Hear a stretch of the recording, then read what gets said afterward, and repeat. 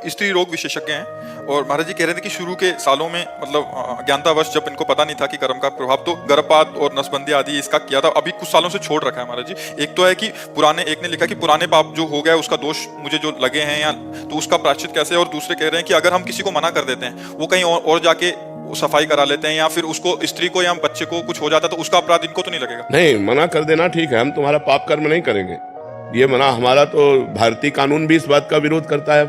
भारतीय कानून भी इस बात का विरोध करता है कि आप गर्भस्थ शिशु की हत्या ना करें। क्यों? भारतीय कानून भी विरोध करता है, भागवतिक कानून तो विरोध करता ही है। तो हमें लगता है इसको तो करना ही नहीं चाहिए। और जब आप मना कर देती हो तो आप पाप से बच जाती हो, अगर आप उसे कर देती हो तो आपको हत्या का पाप लगेगा, एक जीव की हत्या का पाप लगेगा और वो नरक में जाके भोगना पड़ेगा। गर्भ हत्या, भ्रूण हत्या ये महत पापों में आता है, महापापों में आता है। तो ये तो प्रायः घर गृहस्थी करवा रहे, तभी घर में दुर्गति हो रही, तभी लड़के ऐसे पैदा होते हैं मार थप्पड़ मार डंडे बूढ़ों को घर के बाहर करते हैं। क्योंकि यही जब गर्भस्थ जवान थे तो गर्भस्थ शिशुओं की हत्या की, तो वही पाप आके जिस पुत्र को बचाया उसी की खोपड़ी में बैठा तुम्हारे घर में आतंक पैदा कर देगा।